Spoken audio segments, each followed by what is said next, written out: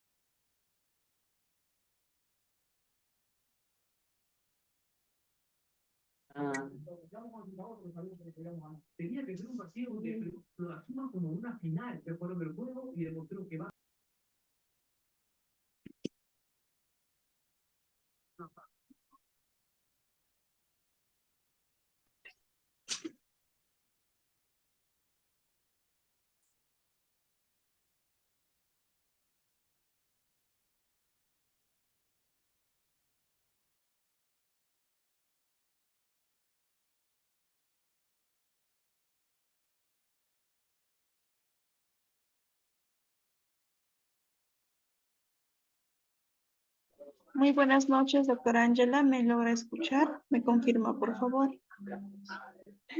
Muy buenas noches, sí te escucho muy bien. Perfecto, vamos a comenzar. Muy buenas noches, estimados participantes. Les saluda Flor Maritza, asesora académica del Centro de Capacitación Internacional Público-Privado SIP. Le doy la bienvenida a cada uno de ustedes al diplomado en farmacología avanzada en pequeños animales. El módulo que se va a desarrollar el día de hoy se titula Uso de fármacos en hembras preñadas y neonatos en animales menores.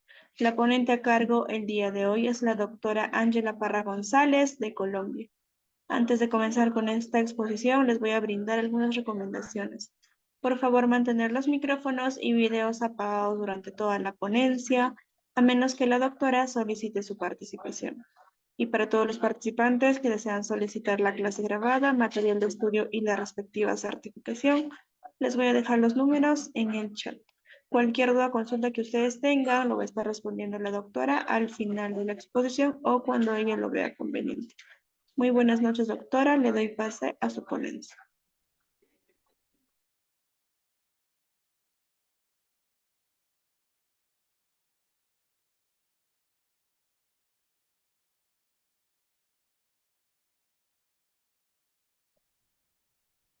Hola, muy buenas noches para todos. Ya les comparto la pantalla para poder iniciar la ponencia.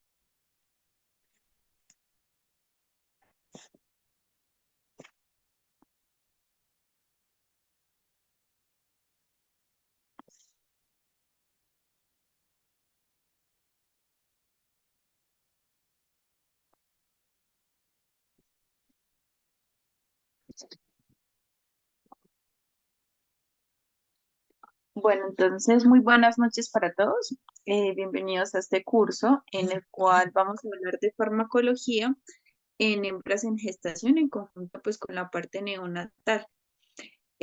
Antes de iniciar, como lo dijo mi compañera, por favor mantener sus audios apagados en conjunto pues con las cámaras para tener mejor ponencia y al final de la clase les estaré respondiendo cualquier duda o inquietud eh, de cualquier punto que haya tocado en la parte de este módulo. Entonces, para desglosar esta primera clase, entonces voy a hablarles un poco sobre unos datos curiosos de la parte de hembras en gestación, en conjunto, pues para hablar un poco de la anatomía reproductiva en conjunto con el ciclo estral, tanto de las hembras felinas y como las hembras caninas. Luego hablaré un poco sobre la parte de la farmacodinámica y farmacocinética, cómo se elimina el fármaco y cómo actúa o interactúa a nivel sistémico. ¿Qué fármacos qué fármacos se pueden durante la gestación, eh, tanto de caninas y felinas, y qué fármacos están contraindicados?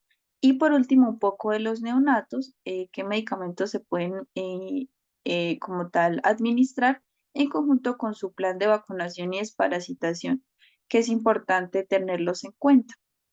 Entonces, para iniciar,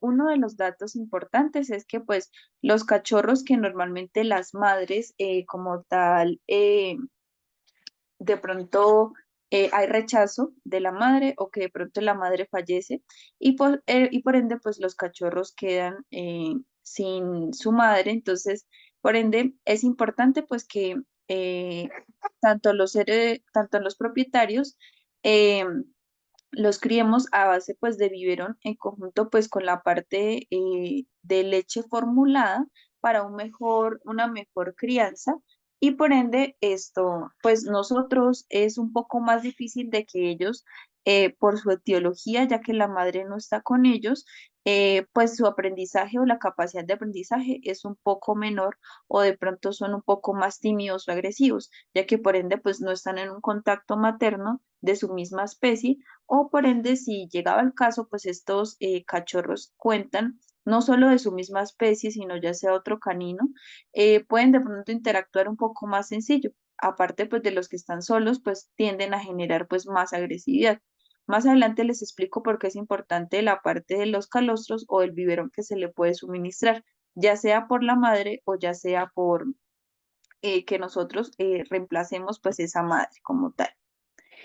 Y es importante siempre que les comentamos a los propietarios que un cachorro siempre pues necesita un control periódico de médico veterinario con el fin de optimizar la salud, de optimizar una buena salud, tanto de su condición física como mental y también pues la parte de las madres en gestación. ¿Qué tipo de medicación se pueden implementar y qué tipo de medicación estarían contraindicadas con el fin de no perjudicar la salud de la madre y tampoco del feto en gestación? Por otro lado, es importante que las madres en gestación reciban o puedan consumir al tercer trimestre de su gestación calcio a nivel oral. Normalmente, pues, el calcio ellas tienen una reserva, pero que es propia para ellas. Normalmente, pues, el calcio es el que les ayuda a contribuir junto a la parte de osificación y osteoarticular en los fetos. Normalmente, pues, tanto las hembras caninas o felinas no tienden a tener de pronto una sola camada, sino en esa camada, pues, vienen entre 5 o 6, dependiendo, pues, también de su especie y raza. Entonces, ellas van a gastar el propio calcio de ellas. Entonces, la enfermedad que de pronto les puede indicar que es más común en pequeñas especies por gestación es una hipocalcemia. Entonces, de pronto, las madres que no suministren calcio en el tercer trimestre de gestación tienden a generar pues este tipo de patologías. Por otro lado, es importante la parte de vitaminas y minerales, aparte de lo del calcio, para que las madres pues puedan suministrar todas las necesidades y requerimientos que requiere el feto en gestación. Por otro lado, es importante la parte del concentrado. Entonces, a partir del tercer trimestre de gestación, ellas ya deben consumir concentrado de cachorros. Entonces, ¿por qué es importante el concentrado de cachorros? Tiene más proteínas y tiene más, por ende, minerales y vitaminas que me ayudan a fortalecer. Entonces, uno, le estoy dando una mejor calidad de comida a la paciente para que por ende pueda suplir las necesidades que requieran los cachorros y la de ella, sin el fin de tener un déficit nutricional y que de pronto esto también por la mala nutrición genere abortos o deficiencias en los fetos y que nazcan con alguna patología. Entonces, por eso es importante que recordarle a los propietarios y como médicos recomendar pues esta parte de calcio, vitaminas y el concentrado para cachorros, que pues puede ser la misma línea de concentrado, me refiero a cualquier marca, ya sea de Proplan, de Agility, entre otras marcas, pero que sea para cachorros en gestación. Listo. Normalmente la gestación de las caninas oscila entre 58 a 68 días. En cambio, la duración de la gestación de felinas dura más o menos hasta 63 días. Normalmente el intervalo entre cada cachorro puede variar entre 15 a 1 hora.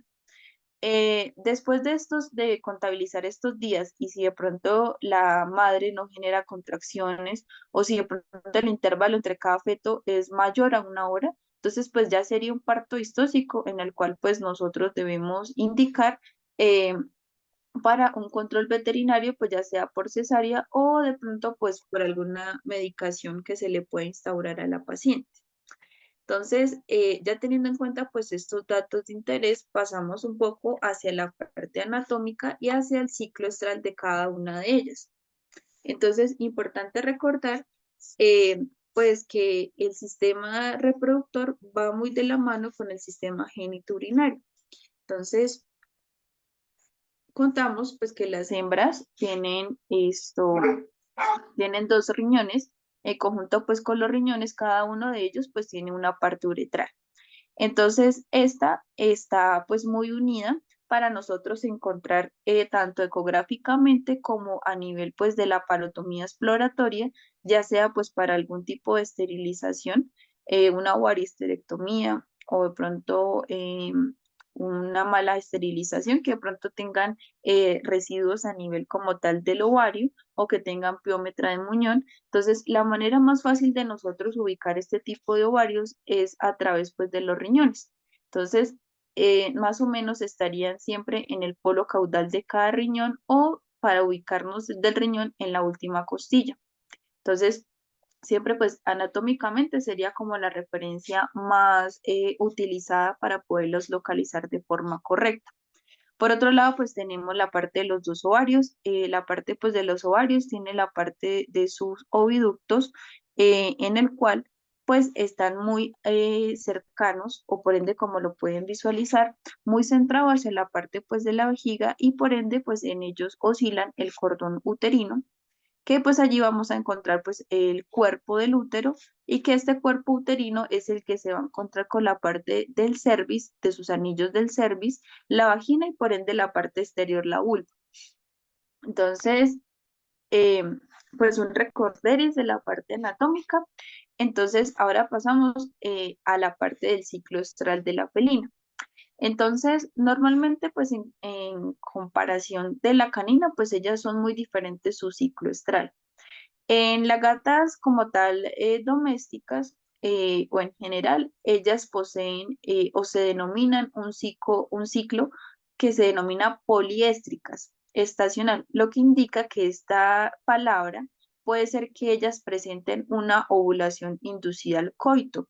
Entonces, ¿a qué me refiero? Entonces, esta ovulación puede ser espontánea y puede ocurrir pues en algunas hembras, no en todas. Entonces, normalmente su celo puede ocurrir en un intervalo entre 14 a 19 días. Entonces, en este intervalo, ellas pueden generar una exposición al fotoperiodo en el cual pues puede producir un efecto o un lapso largo de 14 horas de luz diaria. Entonces, las pacientes que normalmente, o ustedes han visto las felinas, que cuando tienen un día caluroso, ellas tienden como tal pues a tomarlo. Entonces, esto estimula que el fotoperiodo o la luz solar produzca que de pronto el celo les llegue mucho más rápido que como un celo pues normal. Entonces, por ende, el celo en ellas se divide en 4 fases, que normalmente pues el interestro no está en la parte de las caninas. Entonces, ellas sí tienen el proestro, el estro, el interestro y el anestro, que ya voy a hablar de cada uno de ellos. Entonces, normalmente la mayoría de las felinas pueden llegar a la pubertad a partir de los 6 y los 9 meses de edad. Pues todo depende de la parte de las felinas, no todas pues alcanzan esta pubertad para poder iniciar su primer ciclo como tal estral. Entonces, en ellas pues se induce más que todo por la luz solar, que aumentan un poco la parte pues del celo o que hace que de pronto sea más temprano su celo. Entonces, empezamos con el primer ciclo, que va a ser el proestro. Entonces, este periodo estral normalmente es muy breve, dura entre 24 horas nada más, o sea, solo un día de 1 a 2 días. Entonces, normalmente las felinas que tienden a producir. Entonces, allí, las hembras producen síntesis de activación folicular, entonces, por ende, hay una secretación más alta de estrógenos. Entonces, ellas empiezan a generar como tal signologías de querer decir como que, oye, ya me va a llegar el celo, entonces me voy a generar alguna fricción, pisoteo con la parte de los miembros posteriores, empiezan a vocalizar o a llamar el macho. Tienen un poco de mayor hostilidad macho, pero como tal no permite pues la monta, ¿sí? Solamente es como una atracción al macho. Entonces allí es donde ya va a empezar la ovulación. En la parte del ciclo estral canina, me centro un poco más a nivel inmunológico que puede pasar en este ciclo, sino que para no repetirlo dos veces, les nombro más que todo en la parte felina, la parte como tal de la signología y en la parte de la canina me voy a centrar un poco más en la fisiología. ¿Listo? Entonces, como tal, en ellas pues van a empezar este tipo de actitudes, que de pronto búsqueda al macho, que empiezan con este tipo de pisoteo o vocalizaciones, que normalmente este es un lapso breve, puede durar entre 24 horas o máximo 48 horas, que puede durar entre 1 a 2 días. Pasamos en la siguiente fase, que es en la fase pues del estro. Entonces, en esta fase es el momento donde pues ya la hembra, una vez pues acortejado el macho, va a aceptar pues los servicios de este, entonces va a generar pues el coito con el macho. Entonces, en esta como tal, la concentración sérica o la parte como tal de la activación folicular va a generar pues los estrógenos que lleguen al punto más alto. Entonces, la aceptación del macho puede durar entre 6 a 10 días. Entonces, la alta debida pues a las concentraciones de estrógenos a nivel plasmático van a aumentar las vocalizaciones y por ende ya torna esa posición de lordosis para poder generar pues el coito o la cópula para el macho. Entonces, esto sucede en este lapso de 6 a 10 días. Entonces, acá hablamos de la fase que es diferente a la felina, a la canina, que es el interestro. Entonces, el interestro, pues, es como tal una ausencia de apareamiento o ovulación espontánea, que comienza como tal esta etapa que es el interestro, la cual, pues, es una etapa que sigue del estro cuando no hay ovulación, ¿sí? Entonces, normalmente esta tiene un promedio de 8 a 10 días. Es corta, pero ahí pues nos va a indicar si de pronto la hembra quedó en gestación o no. Por otro lado, hablamos de la última fase, que es la parte del diestro y el anestro, que como tal en esta fase, después de esta, que es el interestro, normalmente pues puede que exista o no el cuerpo lúteo. Como les dije, pues puede llevar un lapso de 8 a 10 días, pero en la parte del interestro, pero en la parte del diestro pues ya es un lapso mucho más largo, que puede ser de 40 a 45 días.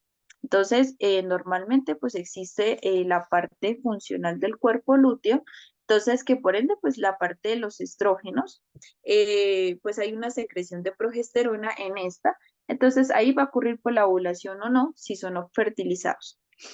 Por otro lado, ya del anestro, que pues es la fase más larga, que por ende pues es un periodo bastante largo, que es ausencia del ciclo estral, y como tal ocurre pues una disminución de la luz o el cuerpo lúteo o la prolactina, que por ende pues es la encargada también de generar que haya recepción al macho o la cópula. Entonces esta es la que va a durar más tiempo, entre 50 a 95 días.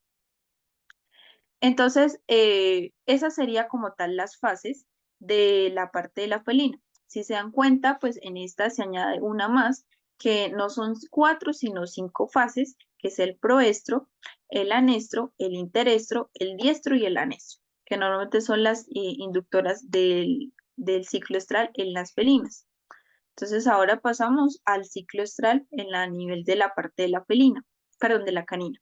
Entonces, a comparación de las felinas que son poliéstricas, que anteriormente les mencioné, las hembras son monoéstricas, lo que me indica pues que presentan un celo, pueden presentar un celo al año o 2 celos al año, que normalmente pues el celo puede llegar cada 6 meses. En cambio, pues en las felinas puede ser inductor por la parte de la luz solar que les había comentado. Normalmente pues el celo en ellas o empieza su pubertad a partir de los 6 o 7 meses de edad. Y la ciclo estral en caninas pues sí cumple las 4 fases, que sería el proestro, el estro, el interestro y el anestro. A comparación de las felinas, el único que varía es el interestro. ¿Listo? Entonces empezamos a hablar del proestro. Entonces, este es el mismo periodo que comprende que la paciente pues puede generar en este caso pues el sangrado. Normalmente pues las felinas también les llega este sangrado. Lo que pasa pues es que ellas, ustedes saben que ellos siempre tienden a acicalarse.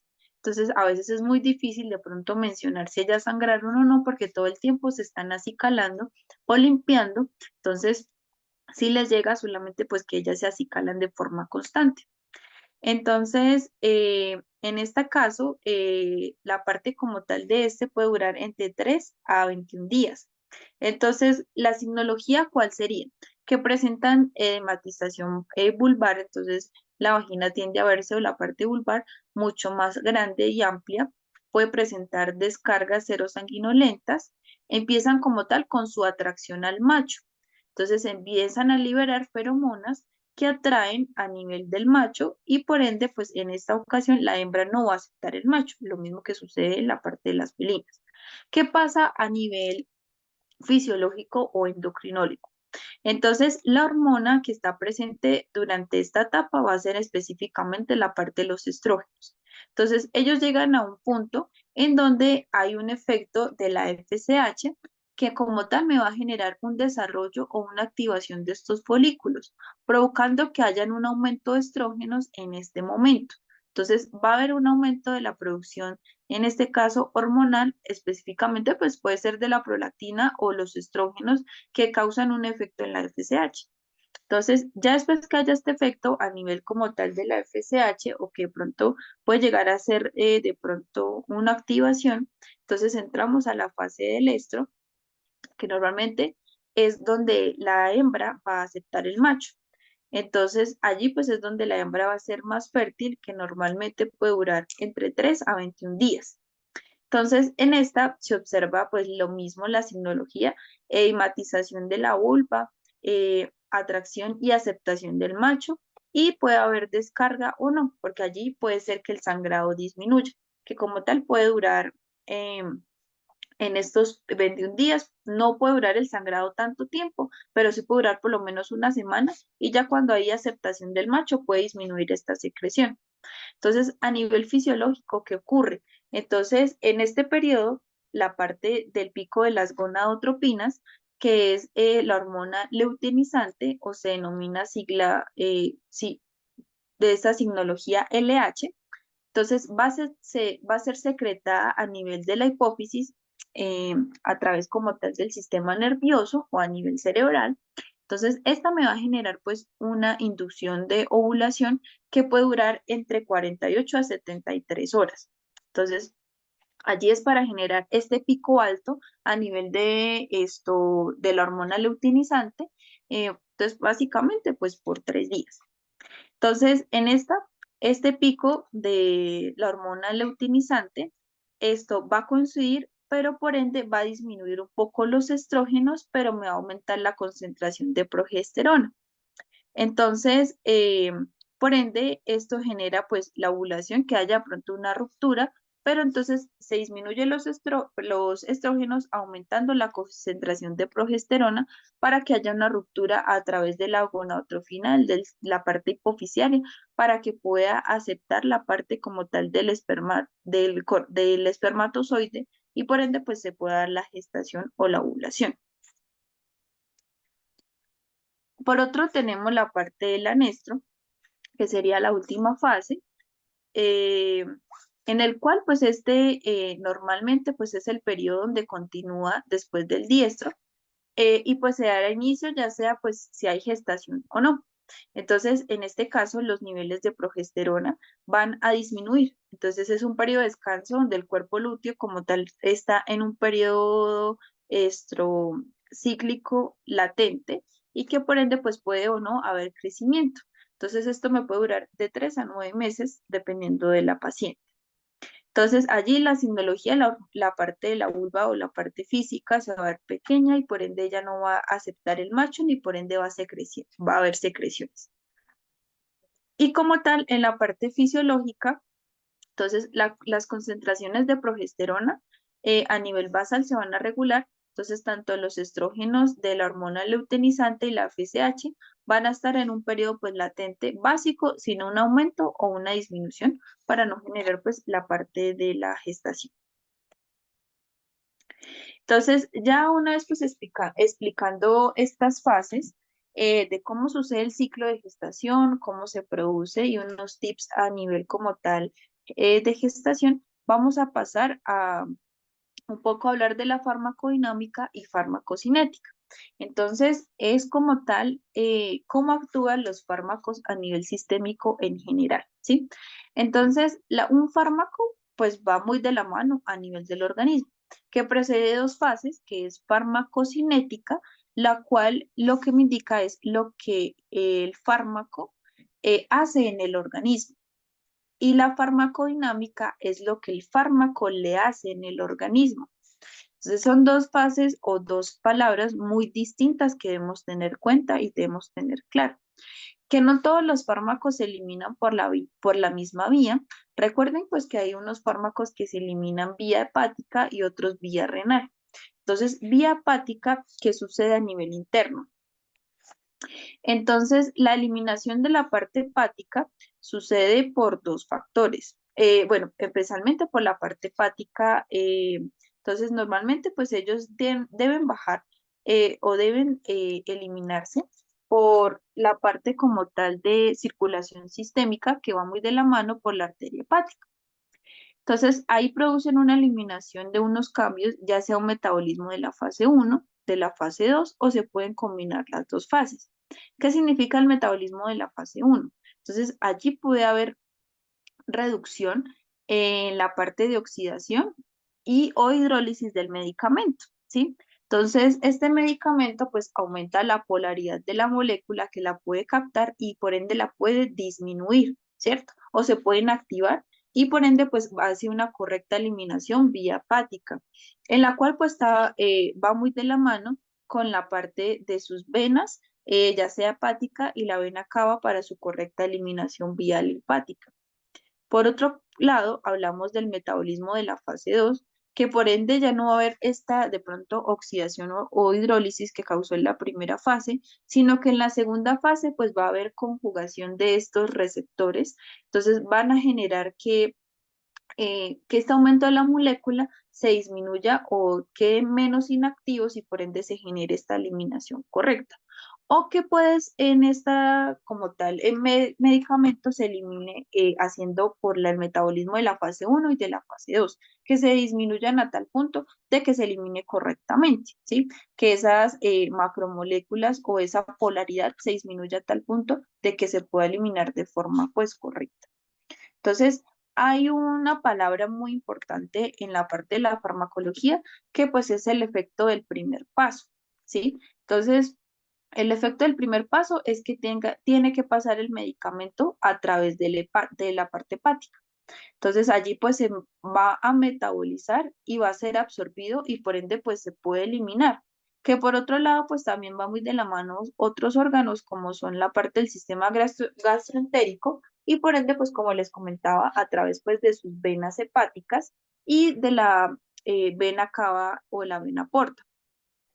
Entonces, este puede ser que en algunas ocasiones antes de llegar al hígado ya se haya metabolizado o ya haya de pronto surgido el efecto y que solamente sea su eliminación. O hay otros que al momento de eliminarse generan pues ese tipo de metabolización para que haga efecto en el organismo que compete como tal la farmacocinética y la farmacodinámica del medicamento. Pero por ende el órgano principal pues va a ser la parte del hígado que uno pues puede ser de pronto inductor, inhibidor o conductor. Entonces, ¿qué significa?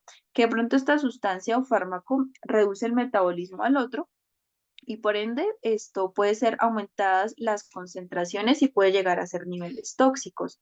Entonces, en este caso, son medicamentos que pues no son propios en la parte de las pequeñas especies, que de pronto nos dicen los propietarios es que yo le di un acetaminofén, yo le di un ibuprofeno, un naproxeno, o entre otros medicamentos que son de uso humano. Entonces, este medicamento no puede llegar a reducir la parte molecular, eh, como les comentaba, de la fase 1 y 2 a nivel hepático, y que estas concentraciones pueden llegar a ser tóxicas a nivel hepático porque no se procesa su eliminación. Entonces van a quedar vía hematófaga o vía linfática altos niveles que el paciente empieza a presentar pues una signología diferente. O puede ser inductor, que como tal pues la sustancia o fármaco aumenta el metabolismo por otros fármacos y si el metabolito es inactivo, entonces va a reducir el efecto y aumenta la actividad farmacológica. Entonces todo depende de que este inductor competa mucho pues con la parte fisiológica del paciente, la edad y pues el sexo, ¿sí? Por otro lado, ¿qué patologías pues afectan la parte hepática? Y por ende esto, la unión de proteínas. ¿Qué proteínas o qué inductores o inhibidores pueden llegar a afectar el fármaco a nivel sistémico? O que por otro lado, puede ser que de pronto estos fármacos se inactiven porque se suministraron con otro medicamento en conjunto y que por ende puede reducir el efecto o que por otro caso puede ser que pues me lo aumente, ¿sí? Entonces, es importante pues que tengan en cuenta que un fármaco puede eliminarse vía hepática. Por otro lado, hay otra eliminación que se realiza a través del riñón, ¿sí? Entonces, normalmente, pues algunos medicamentos se eliminan o poseen la eliminación vía de filtración glomerular o de la fase de la secreción tubular. Entonces, no todo el fármaco de los metabolitos que son filtrados se pueden eliminar, ya que algunos que si se eliminan de formas no ionizadas de los ácidos base, pues son débiles y por ende se pueden reabsorber en el proceso de reabsorción tubular, en la cual pues se puede volver de pronto a circulación sanguínea. Entonces me explico para que me entiendan un poco. El medicamento llega a nivel sistémico, pero por ende para poder ser eliminado, pues necesitan pasar por la parte de la secreción tubular o la parte de la parte glomerular, que es a nivel interno del riñón. Entonces allí esta eliminación, ya el fármaco debe ser efectivo, o sea, ya debe generar su absorción, pero su eliminación necesita ingresar siempre por el flujo sanguíneo a través del glomérulo o la parte de filtración renal y que esta secreción tubular pueda generar pues efecto, ya sea que se vuelva a reabsorber o se elimine de forma correcta. Entonces, a través de la secreción tubular, entonces el fármaco puede ser esto liposoluble, entonces se vuelve un favor de un favor positivo a la gradiente de concentración en sangre y puede ser esta reabsorción. O que por ende puede ser un fármaco ionizado que es menos liposoluble para que se pueda reabsorber. Entonces, por ende, el 99% de la filtración glomerular puede ser reabsorbido, ¿sí? Y que la concentración del fármaco aumenta pues la parte de la secreción del túbulo y pues allí es donde puede generar este tipo de daños a nivel renal. Entonces es importante tener en cuenta pues la respectiva eliminación de estos medicamentos. Entonces ahora pasamos a la medicación que normalmente no se pueden suministrar en gestación. Entonces una vez conocida pues el ciclo estral, y la parte como tal de la farmacocinética, cómo se eliminan estos medicamentos. Entonces, ¿cuáles estarían contraindicados? Entonces, normalmente los opioides son los mejores medicamentos que se pueden implementar en la parte como tal de gestación para el dolor, ya sea que postquirúrgico o durante la gestación, pues no me van a causar de pronto alteraciones sistémicas para la madre o por ende para los fetos. Entonces, la morfina, la metadona y la hidromorfona son los de elección de forma correcta, que como tal no tienen los receptores, son escasos para generar de pronto sinologías o que se atraviesen a través de la barrera hematocefálica, la barrera placentaria. En cambio, los opioides como el fentanilo, la meperidina, el butorfanol y la nalbutafina son liposolubles. Entonces, alcanzan la mayor concentración en el feto. Entonces, ¿qué pasa? Recuerden que anteriormente les comenté que los medicamentos que son liposolubles eh, se influyen al favor del gradiente de concentración y pueden ser reabsorbidos. Entonces, allí es más difícil de que de pronto este fármaco o este opioide pueda salir y entonces por ende genere pues esta reabsorción y haya pues una eliminación vía transplacentaria. Entonces, se pueden agregar los opioides, pero como morfina, metadona o hidromorfona.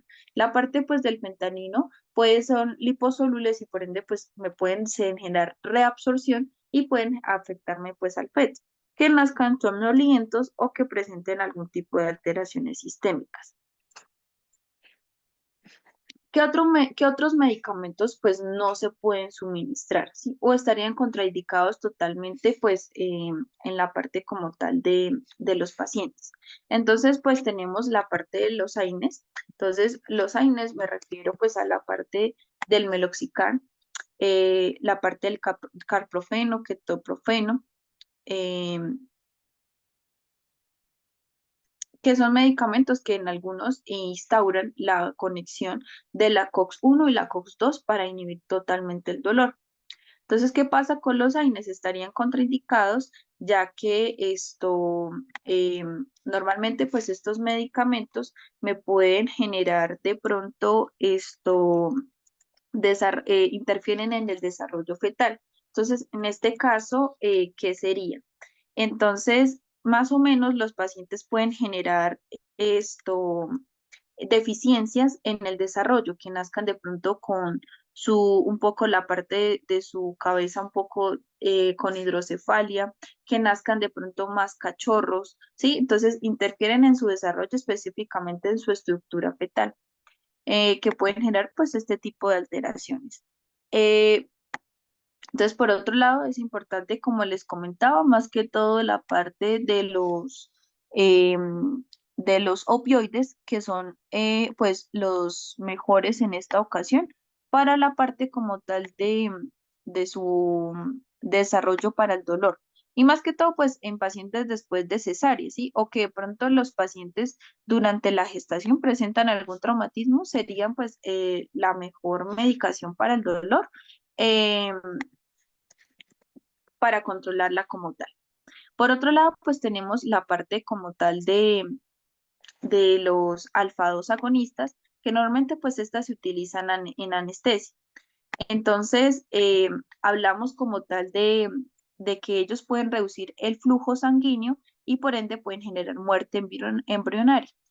Entonces, allí pueden causar pues abortos. Entonces, no hay una correcta irrigación o el flujo sanguíneo para la alimentación en el conducto placentario.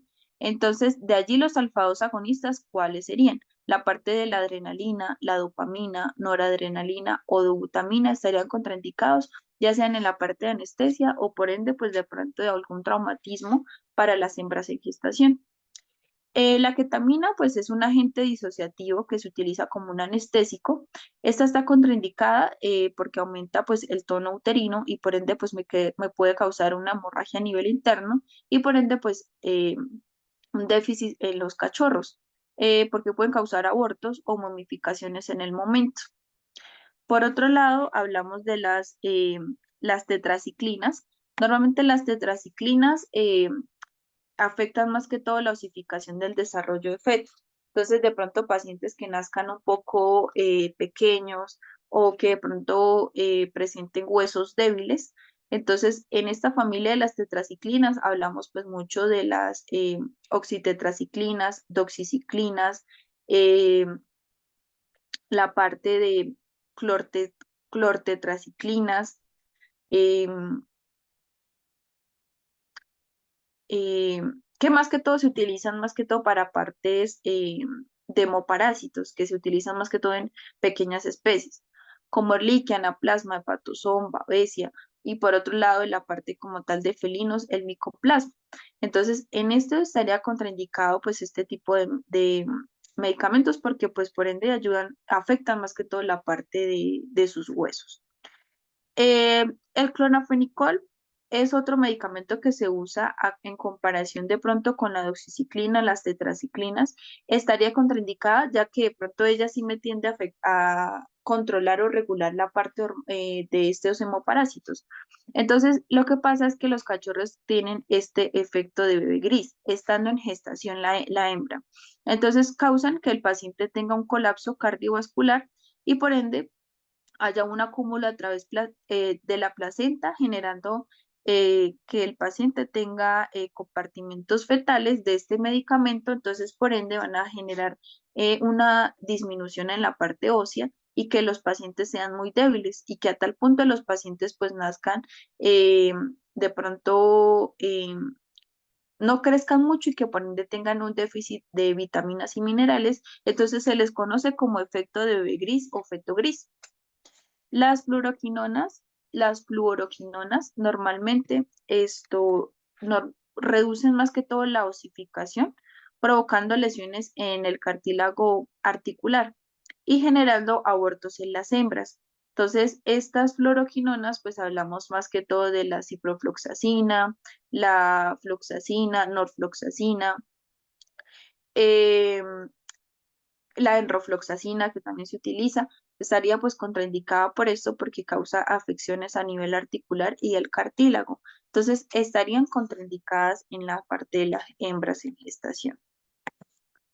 Por otro lado, ¿qué medicamentos sí se pueden utilizar para la parte como tal de alguna afección que presente la hembra o después de posquirúrgicos de cesáreas? Normalmente, pues durante la gestación se pueden agregar penicilinas. Normalmente la única que se puede afectar, pues que no se puede suministrar es la penicilina sódica G. Normalmente para que nosotros sepamos que es un buen medicamento o antibiótico para hembras en gestación, lo ideal es que sea una unión baja de proteínas plasmáticas, ¿sí? Entonces, como es una unión baja de proteínas plasmáticas, como lo comenté anteriormente, en la parte renal, entonces como son iónicas, menos liposolubles, se eliminan mucho más fácil o tienen menos concentración en la parte de reabsorción. Entonces, no pueden causar un efecto de pronto de concentración a nivel hepática o que presenten un metabolismo hepático para que de pronto el medicamento tenga más tiempo a nivel sistémico que me pueda causar una afección en los fetos.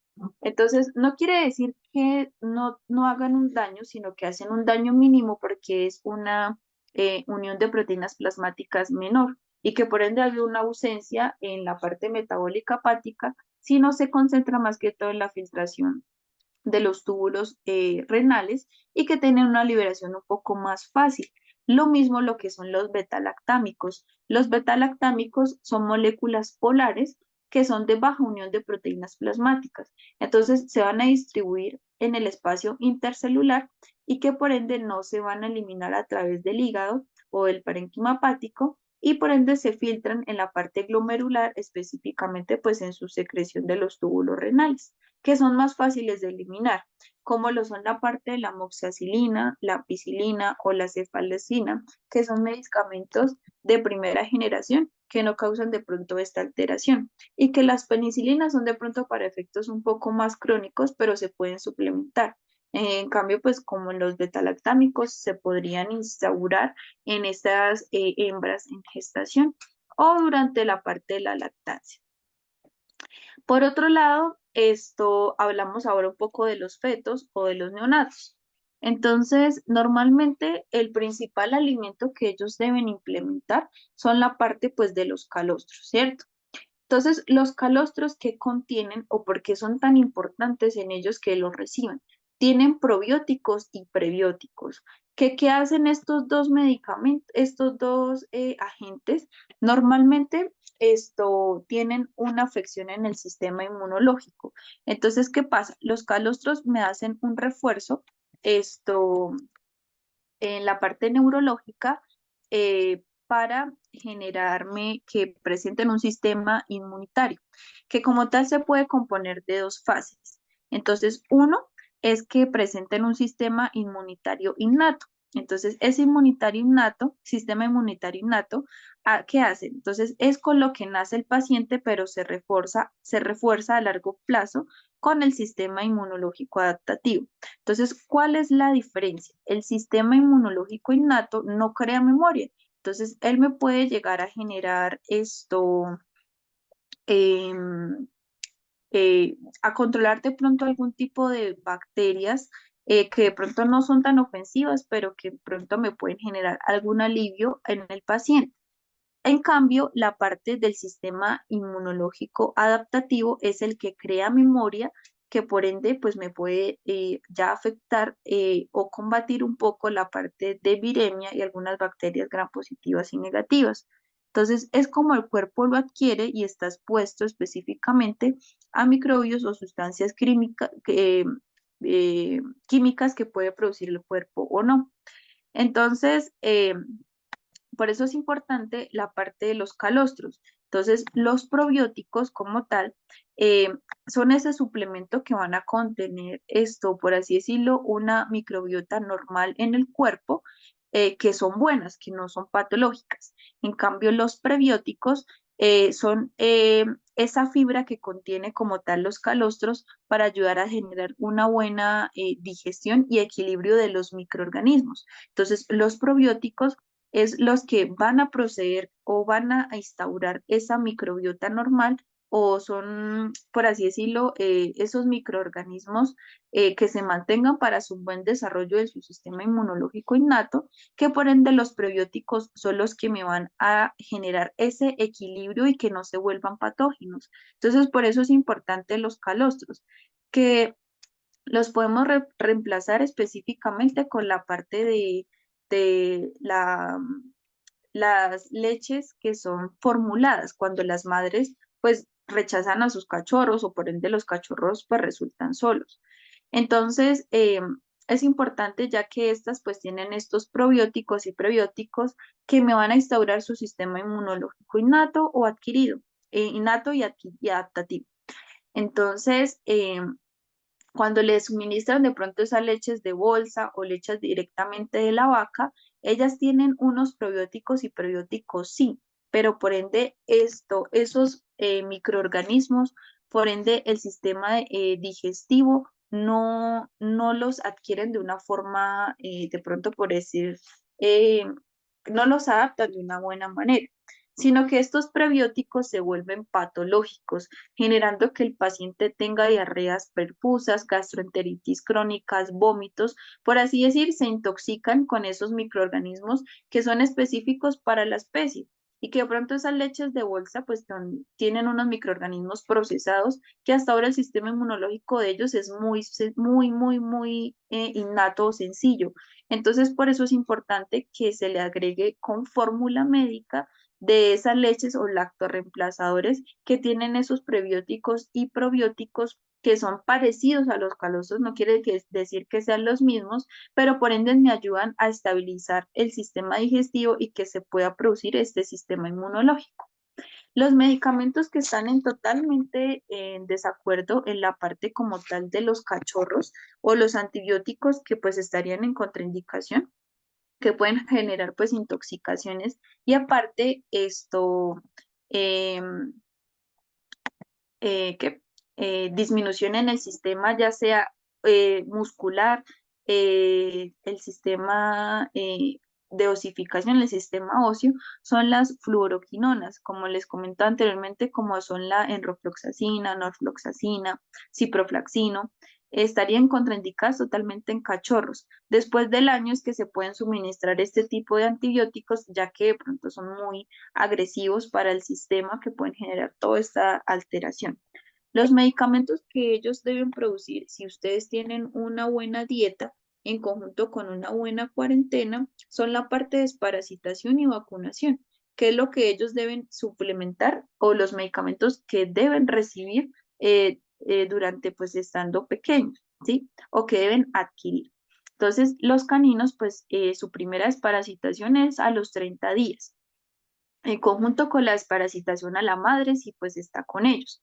Normalmente los desparasitantes para cachorros son a base de pirantel y fenbendazol, que no son tan fuertes y que me ayudan a combatir un poco de las coccidias y la parte de eh, las giardias, que son los parásitos que más que todo se producen en los cachorros y que por ende se pueden administrar sin generar un daño o intoxicación por estos medicamentos. Después de la desparasitación a los 30 días de los cachorros, la madre, perdón, el inicio del plan de vacunación es a los 45 días de nacido. Entonces, los laboratorios, pues hay muchos laboratorios. Normalmente, pues lo que varía, pues es la marca, ¿sí? De los laboratorios. Pero, pues instauran este tipo de vacunación, que es lo que debe incluir las vacunas. Entonces, hay la primera vacuna, que es la primera, que es la PUPI, que viene contra parvo y moquillo canino. La segunda vacuna se denomina la pentavalente, entonces contiene este tipo de vacuna que es moquillo, adenovirus tipo 1 y 2, hepatitis, parvovirus más parainfluencia. La tercera vacuna es la hexavalente, que va a contener moquillo, adenovirus tipo 1 y 2 cepas de leptospira, que normalmente pues es la interrogans, y la hemorrágica, que es la que produce más que todo en caninos, más la parvovirus. Luego viene la parte de la KC, que es la de la tos de las perreras, y por último la rabia. Es importante recordar que el intervalo entre cada vacuna se puede basar entre 15 a 21 días, tanto para caninos y felinos. En comparación de los felinos, su instauración de la desparasitación es la misma de los caninos, se puede realizar a partir de los 30 días de nacidos, que es a base pues de febendazol o de pirantel, que son un poco más aceptables o adquiribles para el sistema digestivo. Eh, Normalmente a los felinos, antes de realizarle su primer esquema de vacunación, se debe realizar pues el test de virales, que lo compone con inmunosuficiencia felina y de leucemia felina. Antes del test, perdón, la primera vacuna se realiza los primeros 3 meses de edad, pero antes de esto se puede realizar el test antes de vacunar, ¿sí? Para descartar este tipo de enfermedades. Las vacunas en los felinos es más corta. Tenemos una triple felina que se compone de inmunosuficiencia felina, rinotraqueitis y calicivirus. La segunda vacuna es leucemia felina y la tercera vacuna es la rabia. Y el intervalo de cada una de ellas pues es de 15 días y 21 días. Las vacunas en felinos anuales es esta misma, la triple leucemia y rabia. Estas tres se deben poner anualmente.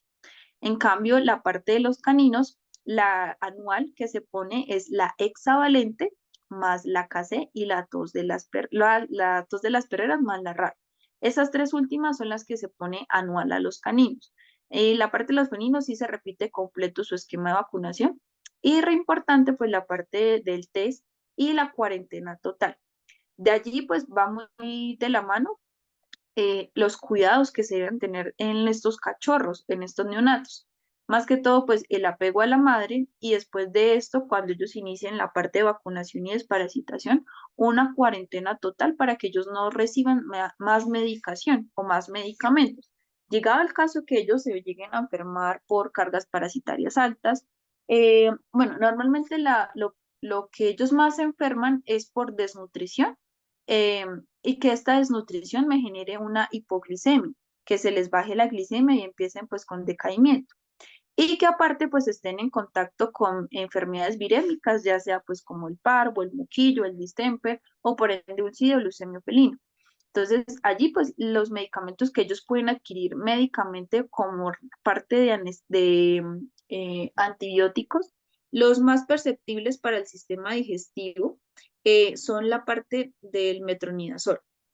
El metronidazol hace que de pronto disminuyan estos prebióticos, entonces después de ustedes suministrar el metronidazol, tanto caninos y felinos deben suplementar prebióticos y probióticos para estimular el sistema inmunológico del paciente, porque lo que hace este medicamento es arrastrar esta parte de los prebióticos. Y como pueden ver y como lo expliqué anteriormente, es importante para el sistema inmunitario adaptativo e inmunológico, innato y adaptativo de los cachorros, que ese es como el refuerzo que ellos tienen frente a esta parte virémica.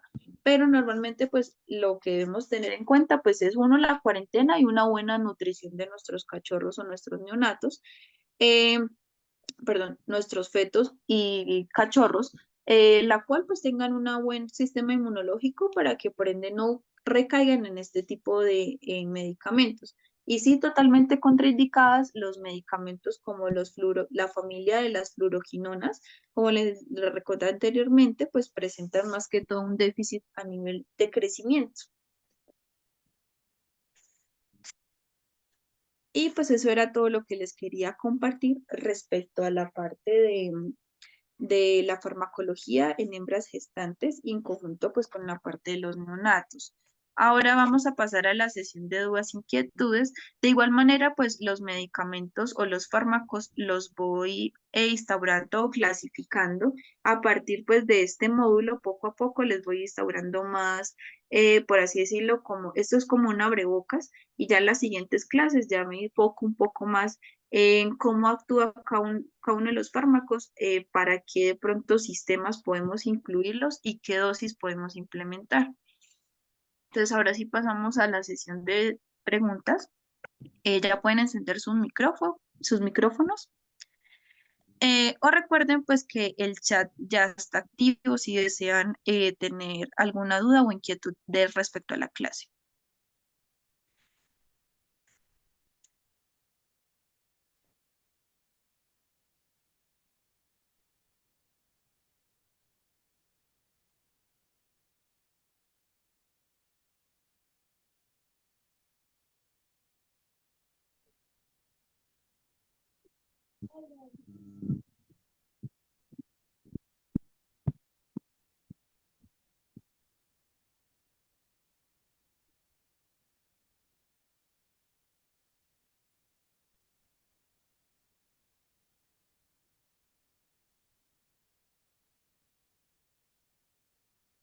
Entonces, me pregunta por el chat. En el plan de vacunación de caninos no se incluye el coronavirus. Entonces, bueno, esto depende de los laboratorios. Claro que sí la incluye. Digamos, hay marcas, digamos, de Novivac, estoy poniendo un ejemplo, que como te dije puede tener la pentavalente, que viene parvo, moquillo, el adenovirus, en conjunto pues con la parte hepática, más la parte del coronavirus. Entonces, todo depende pues del laboratorio. También se puede incluir que es parecida, es otra cepa un poco más fuerte del parvovirus. Por otro lado, me indicas en felinos la primovacunación porque no hay refuerzos. Claro, por eso te digo, primero se realiza el test las enfermedades. De igual recuerda pues que en ese test no solamente hay la inmunosuficiencia y la leucemia felina, sino también hay calicivirus y rinotraqueitis que también debes descartar, llegado el caso de que tu paciente se enferme. Entonces, en esto es, cada año se tiene que reforzar estas vacunas, como te mencioné, la triple felina, la leucemia y la rabia. Y me dices que cómo puedes tratar un paciente positivo a coronavirus y en la foto casi no se ve. Bueno, ese es un canino, ¿no? Este test es una prueba rápida de ELISA que es de parvovirus, coronavirus y giardia. Salió positivos a coronavirus y a giardia y en la primera test no se ve bien. También es un test un test de hemoparásito, un test de enfermedades digestivas, ¿me confirmas? Bueno, normalmente como les comenté, esto coronavirus y moquillo. Ah, aparte tiene moquillo, o sea, tiene tres enfermedades. Tiene adenovirus, perdón, tiene coronavirus, giardia y moquillo, ¿sí? ¿Me confirmas?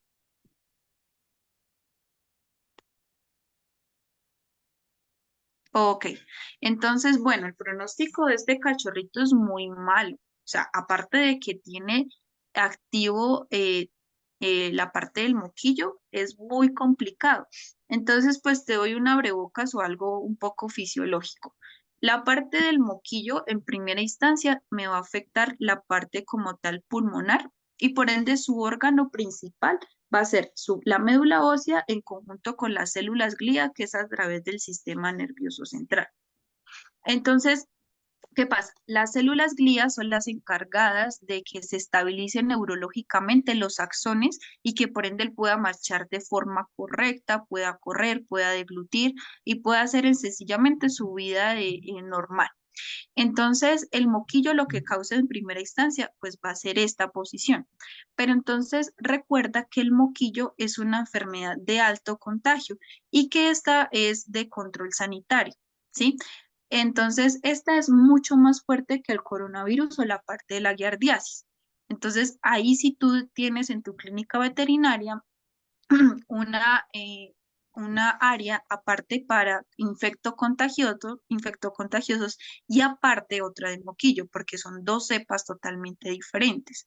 Entonces, ahí pues tú decides primero qué tratar. Yo te diría personalmente que debes tratar la parte pues de moquillo, ¿sí? En primera instancia, que ya como efecto secundario pudo ocasionar la parte del coronavirus y luego la parte de la giardiasis, que la giardiasis sería pues de pronto la menos invasiva en este momento, ¿sí?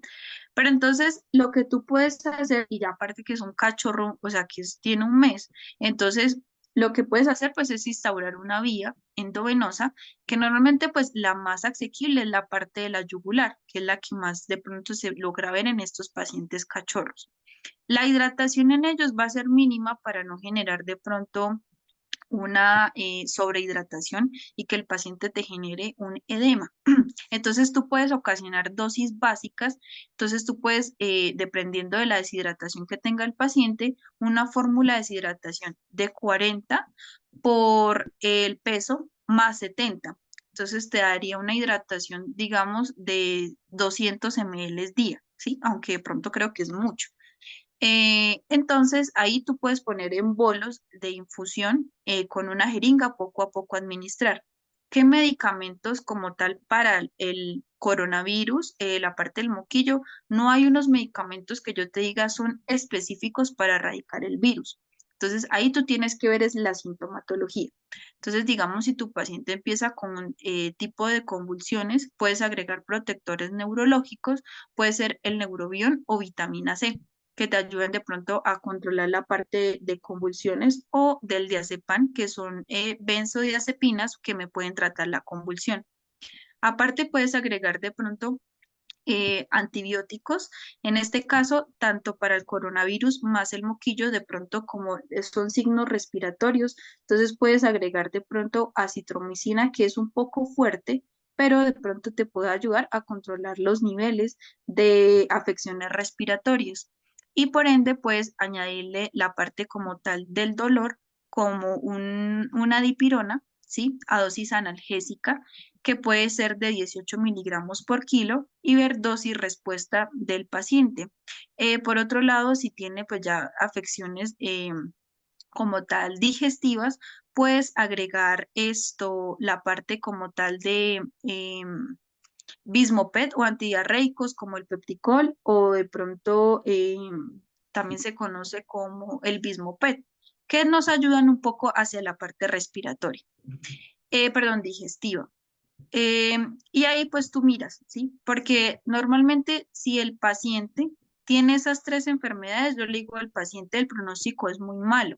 Entonces, si el pronóstico es muy malo, pues doy la balanza. Si es un paciente que no tiene, un propietario que no tiene muchos recursos económicos y tú ves que de pronto el paciente no tenga respuesta y que puede ser un foco de infección a pacientes sanos, puedes incluir la parte de la eutanasia para pacientes que de pronto no tengan una solución en ese momento.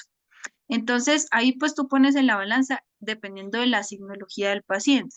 Aunque ahorita pues hay unos antivirales o retrovirales que te ayudan como tal a generar más glóbulos blancos y glóbulos rojos para que el paciente tenga más defensas en el organismo y pueda eliminar, por así decirlo, la parte virémica. Entonces, allí pues es bastante complicado tratarlos, pero entonces estos medicamentos que han salido de pronto ahorita en la parte de, de medicamentos humanos, de medicamentos veterinarios que han evolucionado, se pueden incluir, que son un poco costosos, pero por ende pueden tener mejor efectividad en este paciente, pues que aparte tienen estas dos enfermedades como tal.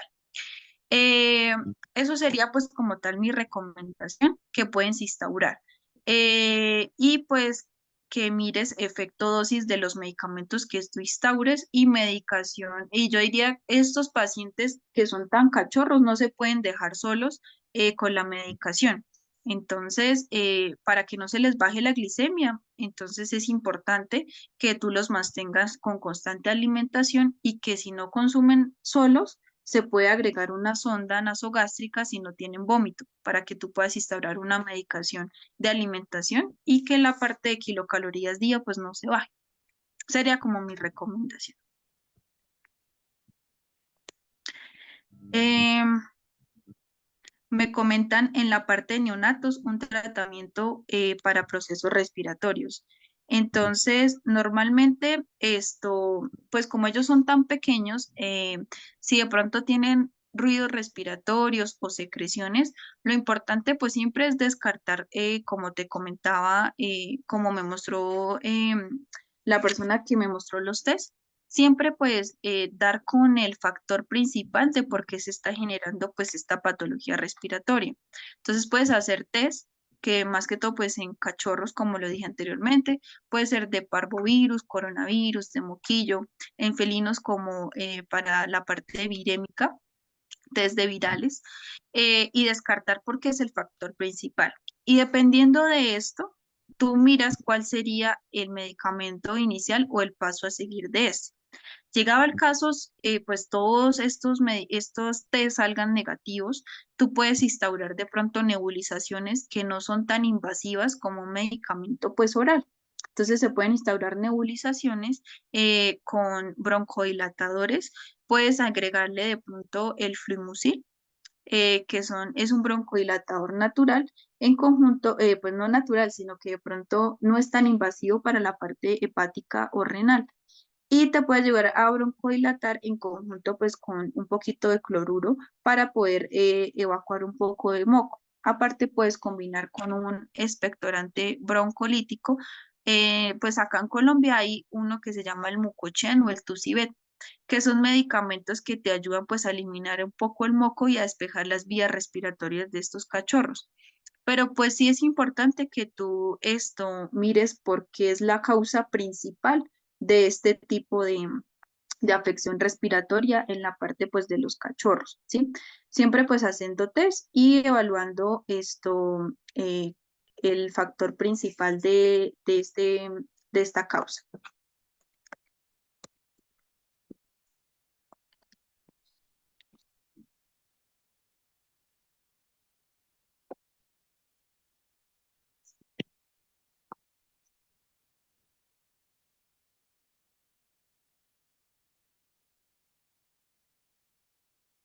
Bueno, me preguntan como broncodilatador, el salbutamol se puede utilizar cuando son procesos bastante crónicos. La parte de la broexemia es bastante fuerte para ellos, que en algunas ocasiones puede bajar mucho la parte de hipotensión en estos pacientes. Entonces, el salbutamol se puede agregar, pero pues es que más que todos estos medicamentos, yo los uso más que todo en pacientes em, en pacientes ya adultos, porque estos son betalactámicos que son literal como corticoides. Y si yo le agrego los corticoides a estos cachorros, pueden generar inmunosupresión. Y si yo no sé si mi paciente es a causa respiratoria, ¿por qué se causó? Entonces, por ende, esto puede ocasionar que el paciente tenga inmunosupresión y que de pronto arroz en bajo, por así decirlo, que esté ocasionando sistémicamente, eh, que puede empeorar el cuadro. Entonces, sería lo mejor, como yo les digo, generar alteraciones o medicamentos, pruebas diagnósticas para descartar este tipo de afecciones.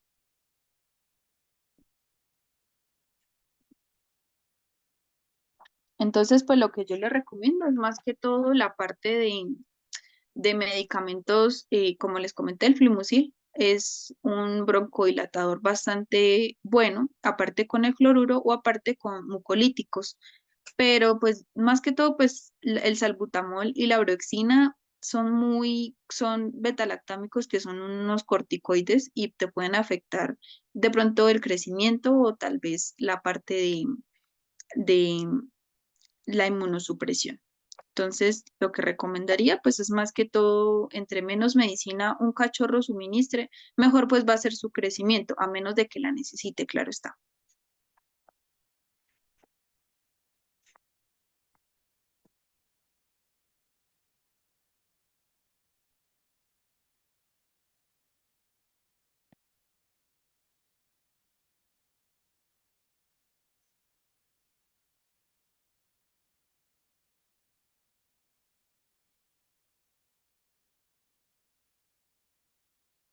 ¿Alguno tiene alguna pregunta?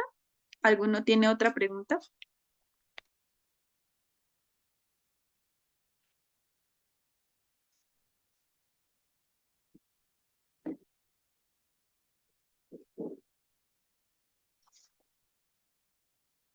Bueno, muchachos, entonces, si ninguno tiene alguna otra pregunta, pues igual recuerden que a medida que vayamos instaurando pues estos módulos, les voy explicando un poco más de la parte de los fármacos que podemos implementar para qué tipo de pronto de órganos o de pronto patologías podemos implementar con su dosificación correcta.